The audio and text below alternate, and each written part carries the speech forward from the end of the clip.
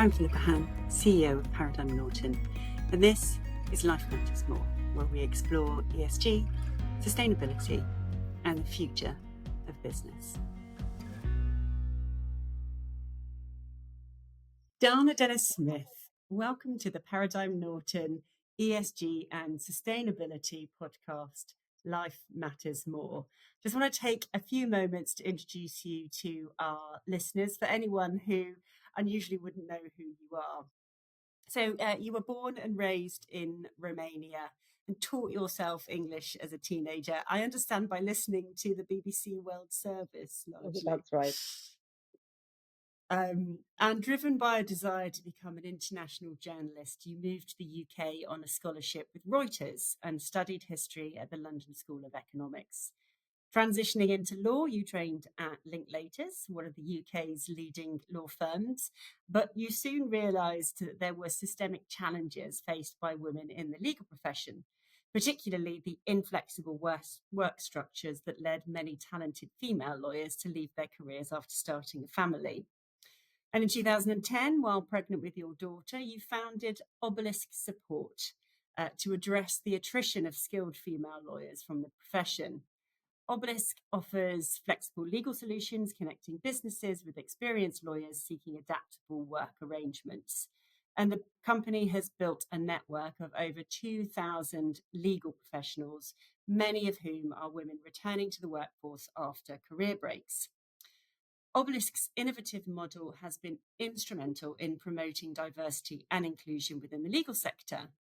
And if that weren't enough, in 2014, you launched the first 100 Years Project to celebrate the centenary of the Sex Disqualification Removal Act of 1919, which finally allowed women to enter the legal profession.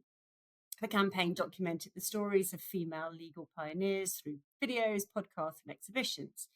And building on this success, you initiated the Next 100 Years campaign to continue advocating for gender equality in law, focusing on the future and ongoing challenges faced by women in the profession. And your contributions have been, quite rightly, widely recognised. In 2024, you were awarded the Order of the British Empire for services to women in law. You were the Legal Personality of the Year, awarded by LexisNexis in 2018. You had the Outstanding Achievement in Legal Services awarded to you by the Legal 500 in 2019, a Special Contribution Award at the Women in Law Awards in 2020, and honorary doctorates in law from the universities of Worcester and the University of Glasgow. And to add to all of that, you're also a TEDx speaker. And most recently, you've just been elected to be the next Law Society president. When does that start? 2027? That's right. So that's quite a lot of things that you've been up to. And it's no surprise that after all of that, you also won the Legal 500 ESG Lifetime Achievement Award at this year's event. I cannot imagine that this was an easy journey for you. And I know you've inspired me and many other female lawyers, but who inspires you to keep going in the face of inertia or resistance? Okay, so who inspires me? I mean, currently, I guess my immediate family is really the answer. My daughter, who's a teenager, and my husband, and that's, if you like, they've motivated me and encouraged me to, seek election at the Law Society, and kind of reassured me that that will be fine for family life, and for us to together. And I think there are different types of people, because I guess what inspires me is how people respond to different challenges and situations, and I always have an eye out for it, to see how people handle challenge, because I learn from it. So you never know. Basically, every day, probably something or someone inspires me in terms of consistency of inspiration. I'm definitely inspired by my family, but in terms of everyday inspiration and kind of thinking, yeah, there is another way, or um, there's a way through a challenge, I pick something up probably every day. Do you go looking for that, or are you just picking that up as you go through your day-to-day discussions with your clients or the news or I guess I have a kind of inbuilt um, uh, kind of radar for it, because I've always, I've looked for inspirational people for a long time. I've looked for, people that are not seen, and they inspire me because although nobody was seeing them, I could see what drove them. So in a way, I'm here because a lot of people have fueled me. So I think I yeah, am probably looking for it sometimes, probably without realizing that I'm actually always in search. Because inspiration is kind of, it gives you ideas and allows you to innovate. And um, I learned, I mean, I particularly, I just love people, because that's kind of where I started in my work life as a journalist, is all about stories and listening to people, finding, even yesterday I was with my colleagues, and I found new things that I didn't know about their lives, and that explains maybe a lot of the drive they have, and a lot of the things in the way they see the world. um, and that kind of search, I guess, also makes you get closer to them. yeah. Oh, definitely, definitely. It's a joy actually when you're working with people and you're doing more than just making money Yeah, together.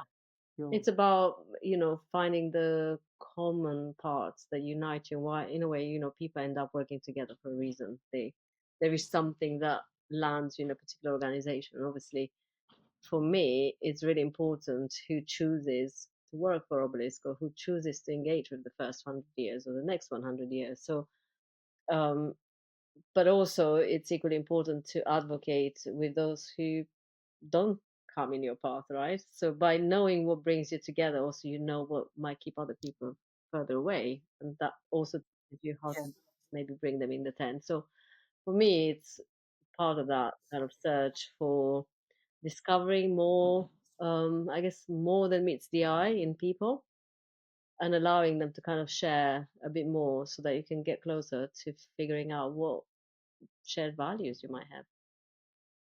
Yeah, I mean, you must have, in gathering the stories for your first 100 years project, you must have come across some really inspirational characters when you were putting those stories and videos To be together. honest, when I started in the legal profession, because I came through journalism, so it's been nearly 20 years. If you'd said to me, oh, one day you're going to write the stories or discover the stories or meet the legends that we have in the legal profession today, and you will have somehow anything to do with it, I would have said this is just the funniest idea.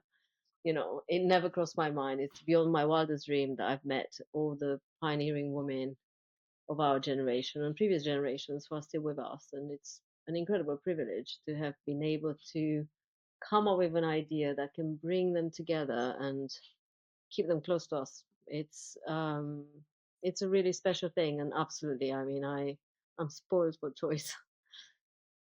Well, I guess you cover largely the S in ESG, which is probably the a little bit the poor cousin because it's I was talking to some fund managers this morning about ESG and they were saying it's so intangible the effect of focusing in on that societal part of the ESG. But for lawyers and off the back of the 100 year campaign, you rolled out the next 100 years campaign, which is very insightful. Um, so, I mean, where do you think the biggest challenges will be for particularly women in law over the next 100 years? I mean, I can't think as far as 100 years, but I can say that we're already 25 years within the 100 years, so that feels a bit scary. Um, the biggest challenge, I think, is creating the systemic change to make the profession adapt to the new demographic, which is dominated by women.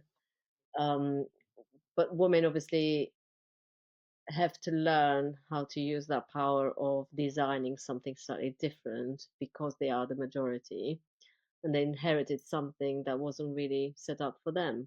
and their needs and their ways of working and their challenge around juggling work and families, which 50 years ago maybe wasn't even a consideration for a majority of women.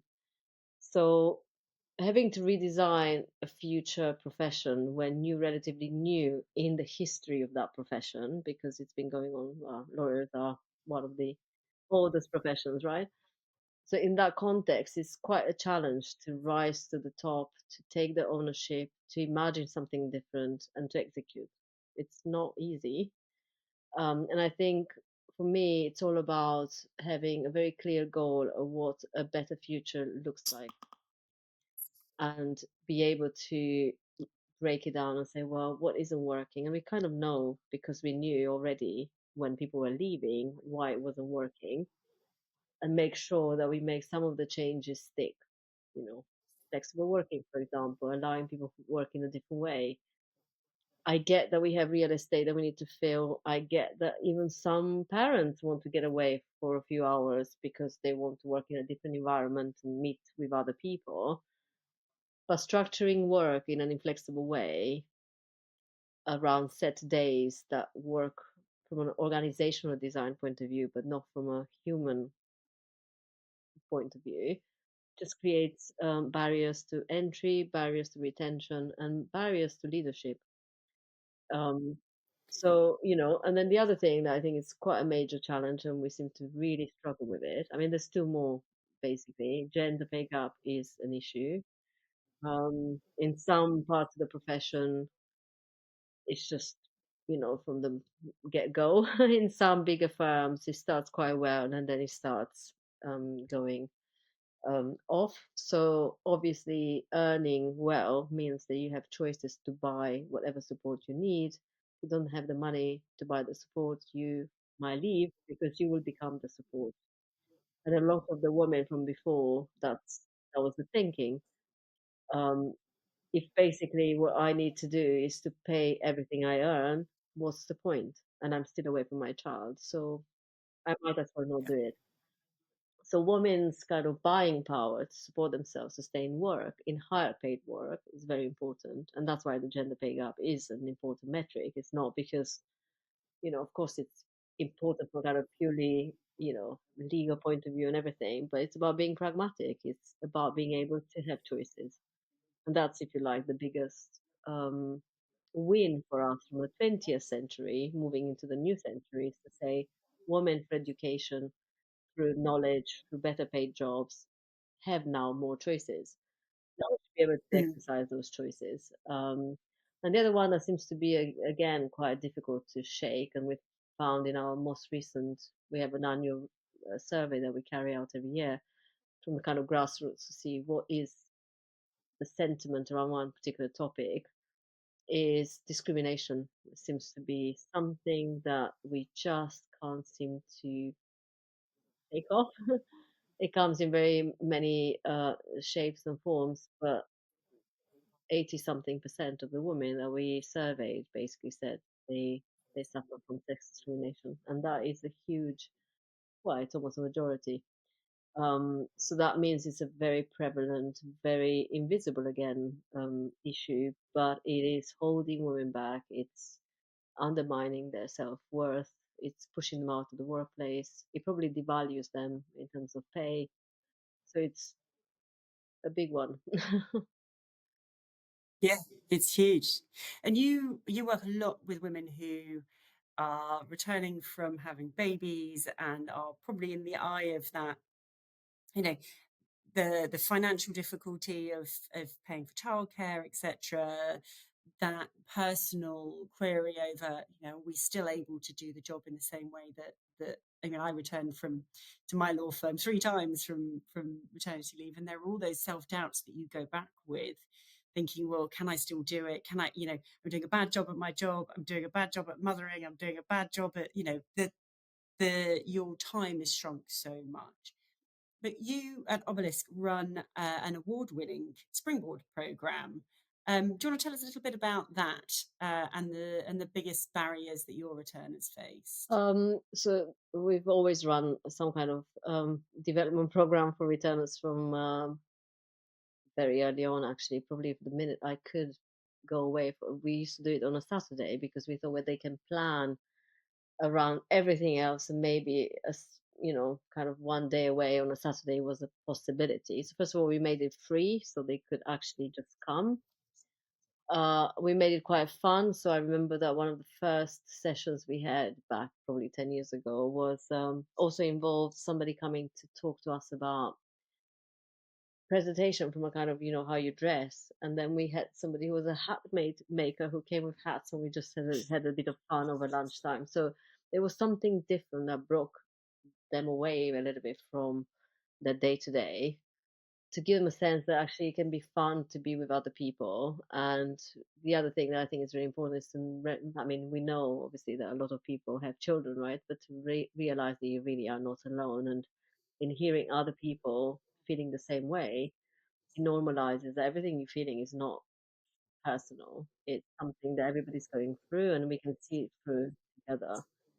Um, because of COVID and a move to online, the first kind of edition after COVID, or maybe even during COVID, I think it was just after COVID, was in fact a fully online, mornings only, and it was just around school hours, so 10 to 2 or something, so people could drop off, but have a little bit of learning every day for a week.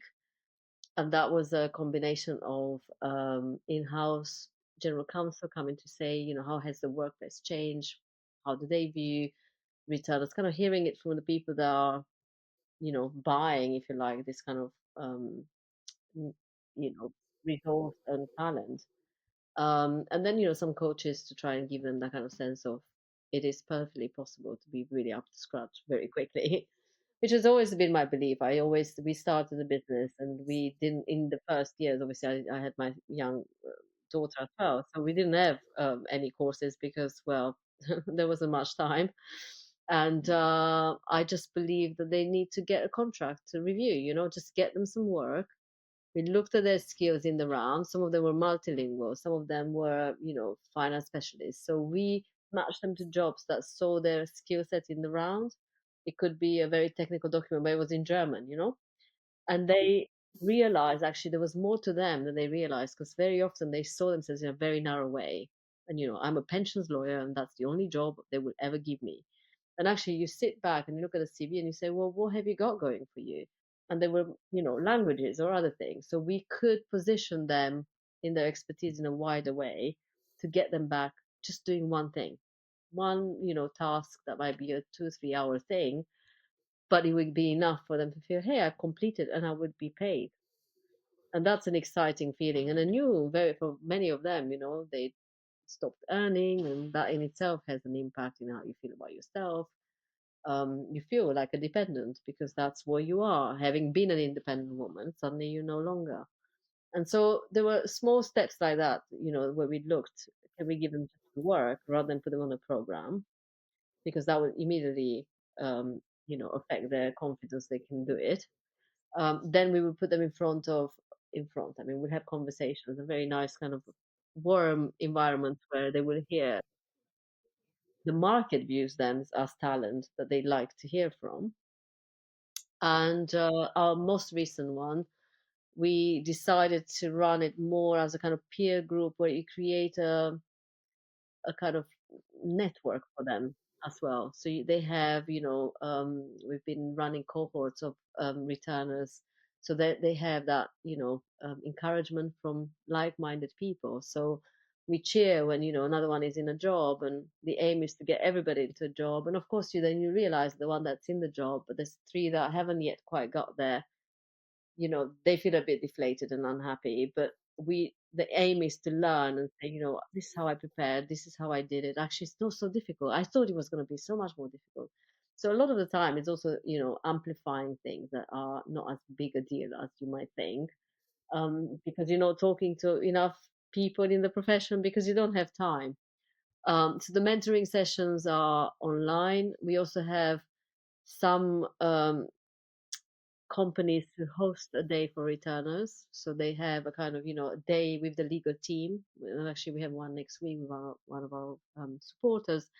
and they able to kind of ask questions, and six, eight of them go in there, and they they see legal teams in action. They tell them what the latest things are, and again, that kind of sense of what you have is good. You can contribute.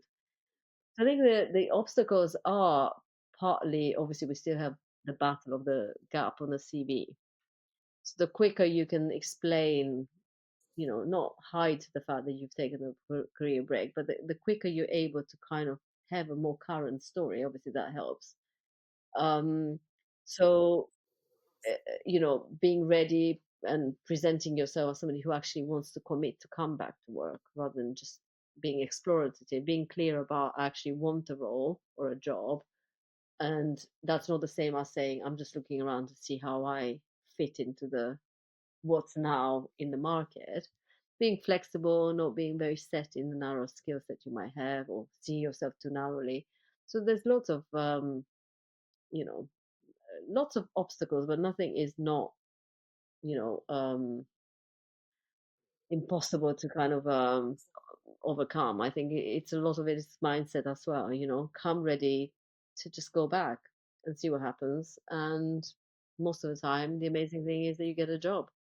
So that's a good outcome if that's actually what you want.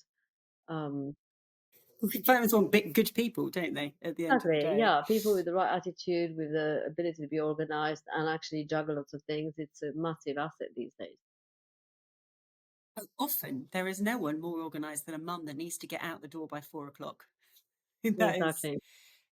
I was one of those, and I used to finish work. I used to work 8 till 1 for the first 6 months after I had my first daughter. I was the most organised person in the entire world. I'd love to hear a story about, you don't have to give us the name, but of one of the participants um, that you've had on your springboard program. Difficult to pick, to be honest. I mean, one of the most recent ones.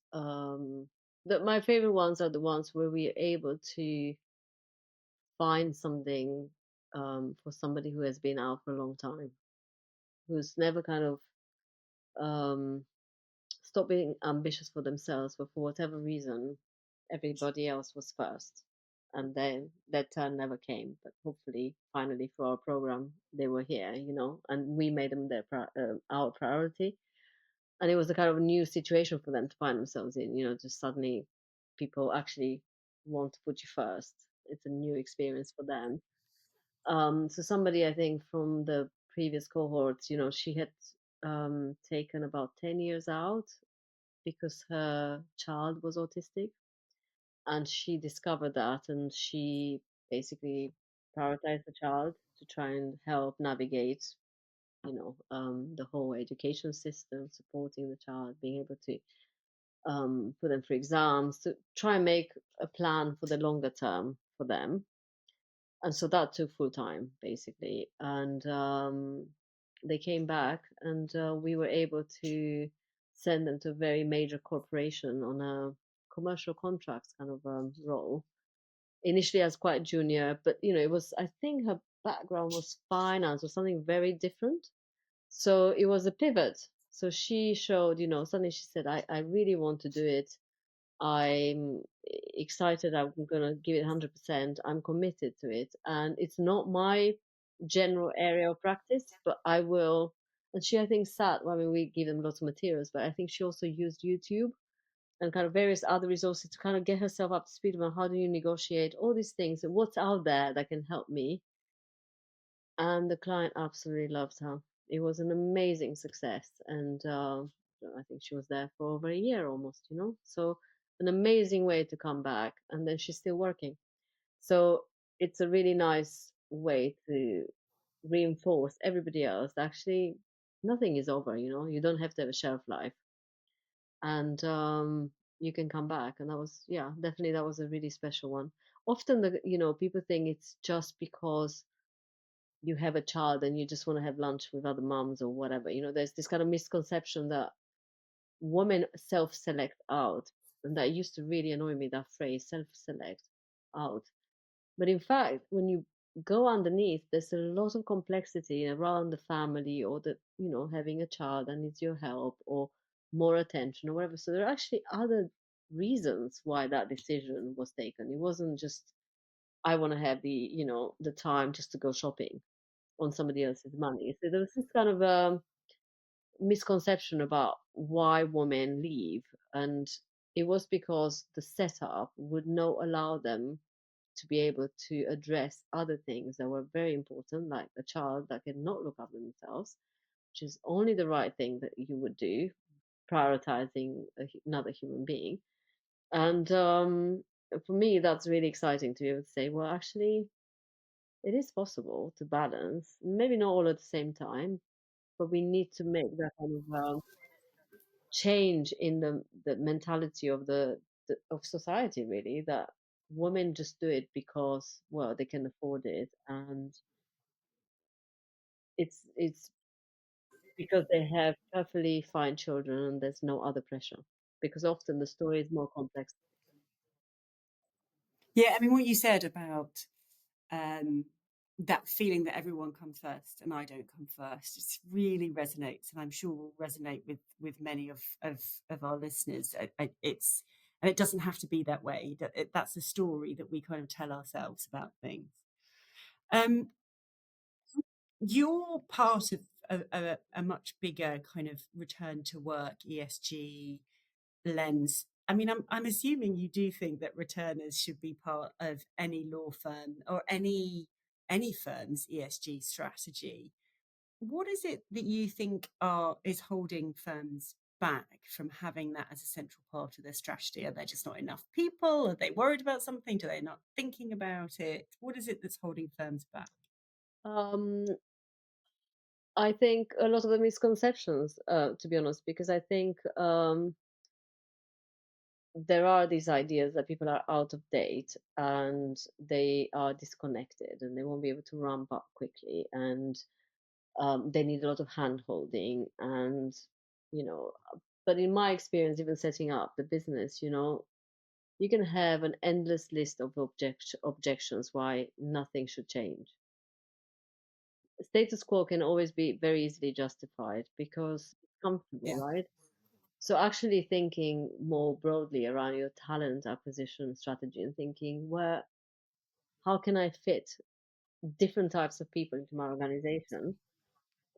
It's part of good management anyway, but I think very often we fall into these traps of, but that can't be done, or we've never done it before, or well, maybe it's a hassle, or it's costly actually to invest in that.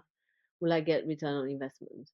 Um, until they try, and that's the main. I mean, the reason my business is still around is because when people try, they realize they've got an incredible return on investment. Actually, they're getting way more than um, your kind of average worker, because these people are really dedicated, really excited to be back and grateful.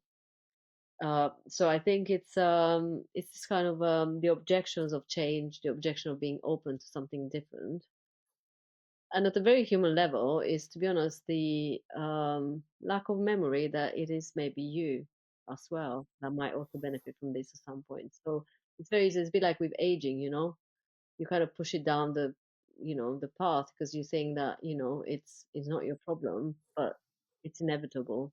I mean, maybe you're lucky enough to get to old age. We all heading in that direction. I'm not saying everybody's becoming a parent, but a lot of people do. So it could be you that needs a break, or needs it for other reasons, or you have older parents, or whatever. You have a need to be doing something differently. You go off track, and then you have to return, and then you face with this kind of objection. So it's very easy to kind of objectify the problem, to say, well, it's Yeah. this thing that it's an external. But when you humanize and you think, well, actually, it could be me. And when you look at your life, you probably even answer to yourself, say, well, that time I would have taken 3 months because I could have really benefited from it. I was worried. And what if we make that worry removal possible? Why do we create this kind of sense of anxiety when we could just normalize it? Yeah, I was chatting to managing partner of a great law firm the other day who was saying, every single one of their superstars will have about 18 months in their career. People have careers of 30, 40 years, about 18 months in their career where something will be going on. There will be an illness in a family, or they will be unwell, or Yeah, something that means that they are not at top of their game. But actually, that as a proportion of a 30-year career, you want to be able to support those people. So yeah, I but that's where completely the agree. response of a business of the organization is important. That's why I say it's not just about organization design. It's about how do you remember that human is. It's most businesses are about people. Um, so it's this kind of we're all cool with it as long as it doesn't hit the organization that is our organization. It's great. We recognize it. We see the longer the term picture and whatever. It's just inconvenient that we've got to deal with it ourselves.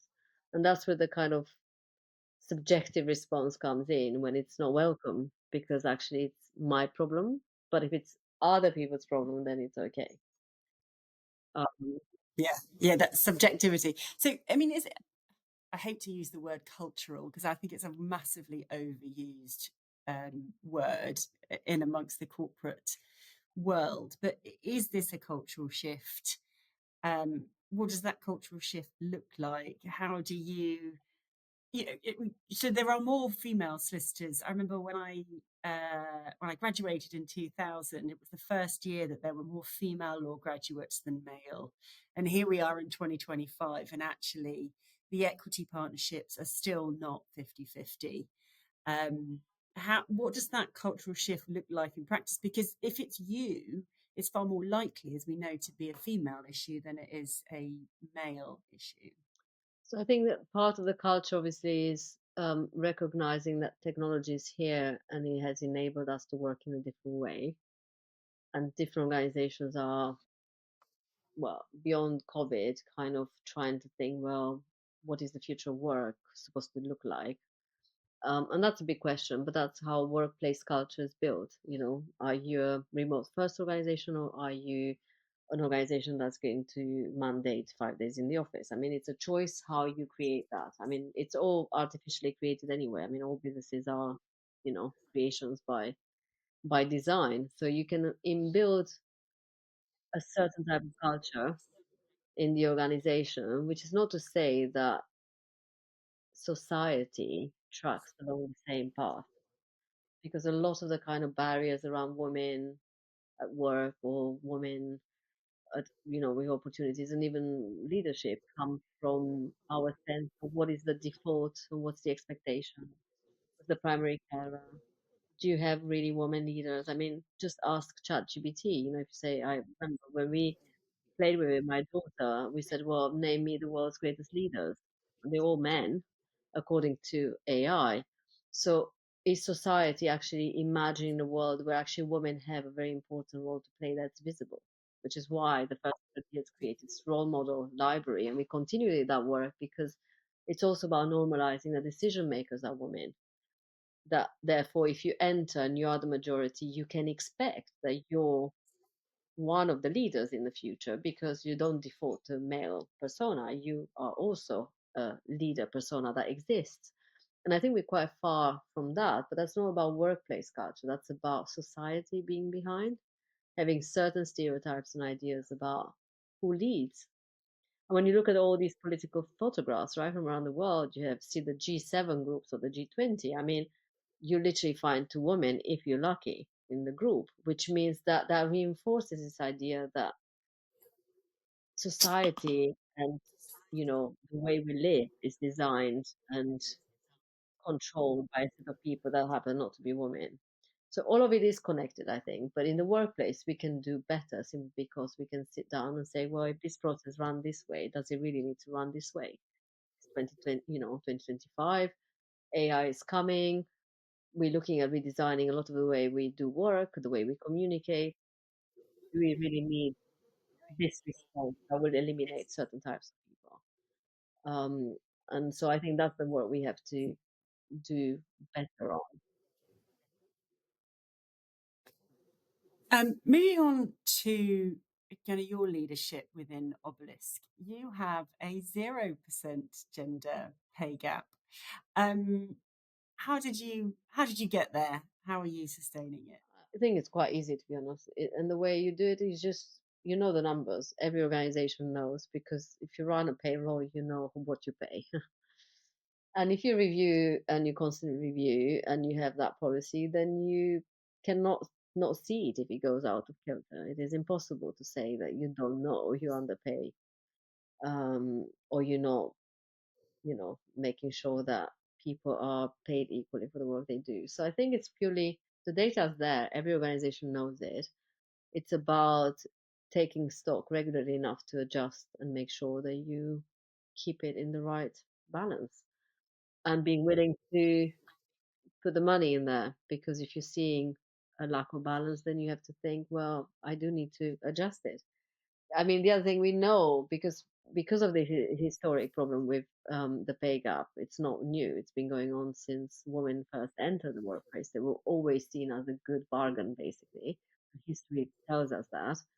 Um, and because women don't move as often from jobs, and because women don't move laterally and negotiate as hard, they always track against their past wage rather than future potential. You end up with this kind of, you know, you never get out of it unless somebody stops and says, what is the value of the job? Because every organization wants to control the bottom line, right? And the cost base. And if you don't have to pay more, you don't pay more on purely commercial grounds, and trying to think, well, you know, from a shareholder point of view, all these other aspects that come into play.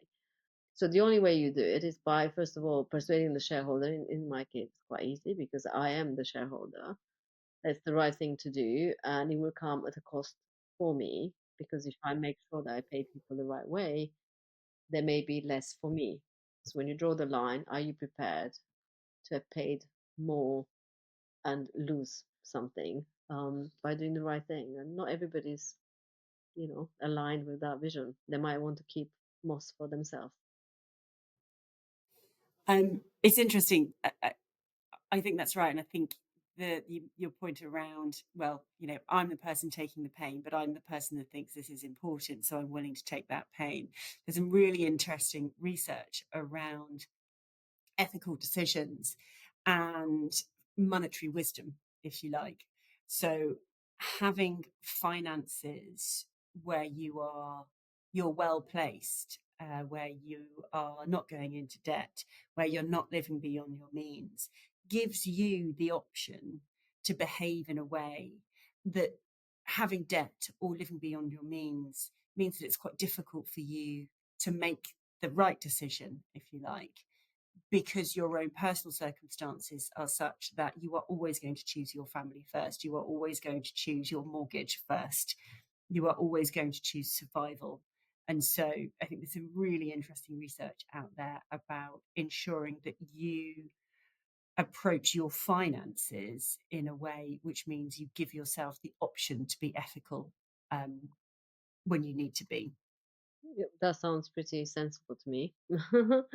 um, yeah, I mean, look, when you run a business, you, as I said, it's about, you always make choices, because every organization you set up with its values and vision and everything. So it's just that, you know, that's why we became a B Corp, because that was my way of agreeing with the team that there's a set of values that I think are important. I mean, it doesn't matter that you get a stamp. The point is that if there's a framework to commit to something that isn't just um, self-interest and 100% return just for me.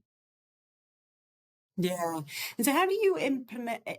I mean, we're a B Corp, and so how do you ensure that those B Corp values are being lived through the company and through the decision making that the company does? Well, I guess you know, it matters who you have in the leadership team, and do they care?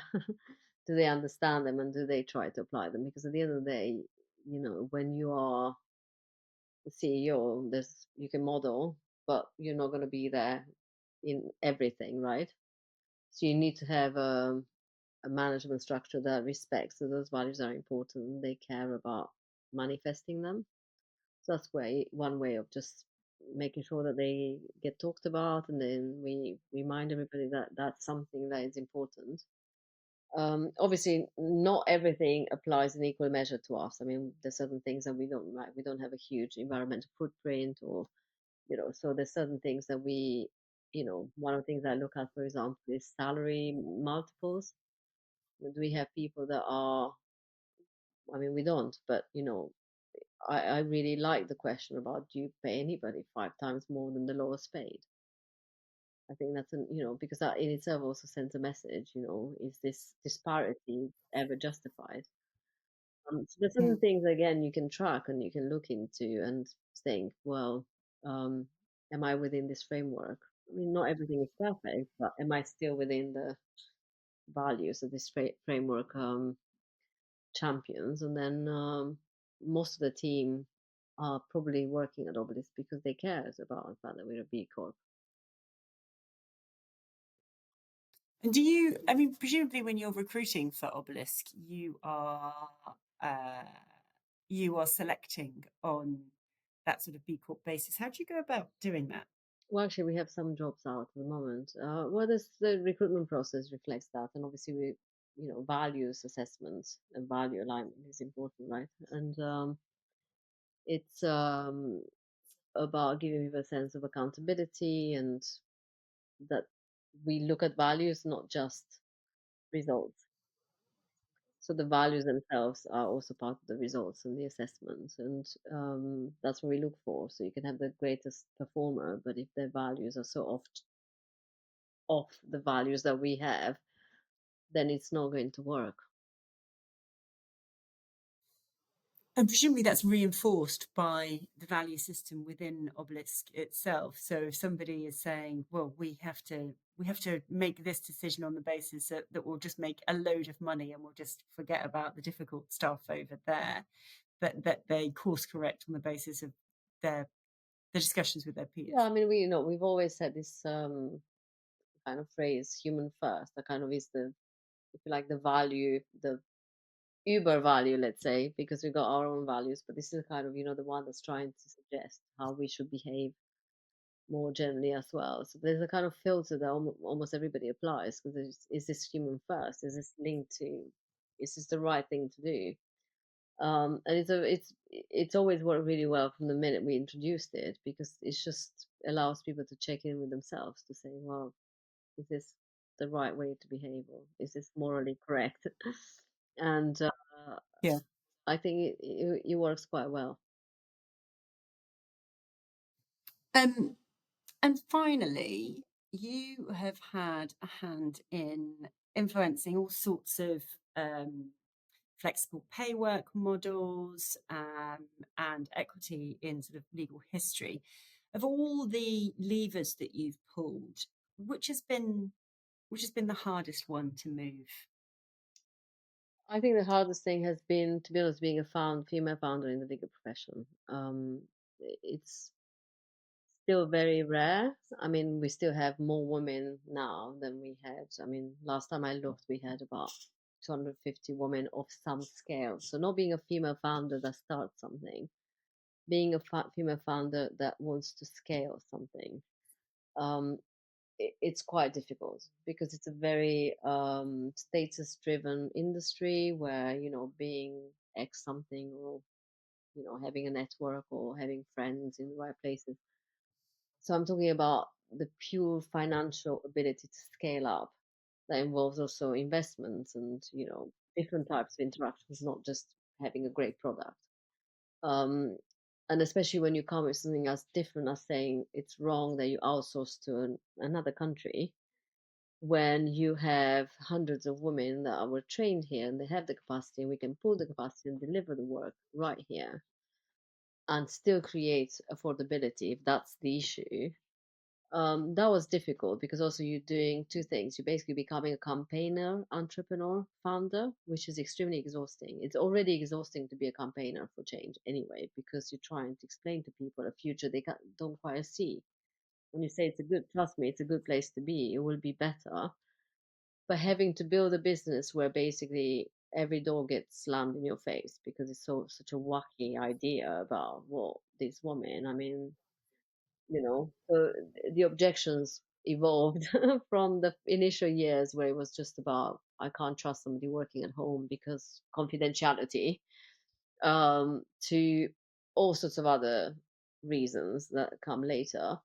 That makes it very difficult to scale something up when you're trying to create, if you like, more routine in the product lines you're selling. So you're basically saying, well, I've got these three things I'm trying to sell. And if people kind of try to always unbundle what you're trying to put together, it can be quite difficult. So I would say it's probably the most difficult thing is to actually try to scale something up as a female founder, which is quite new and different and very lonely because there's not many of us, in a sector that doesn't really do innovation at scale unless it's kind of big, funded by Americans, something or other, which is obviously what we are not. So I would say that's what I found the hardest, trying to innovate and push something different, also as a female founder, which was a very unusual thing to be, all at the same time. Didn't make my life easier.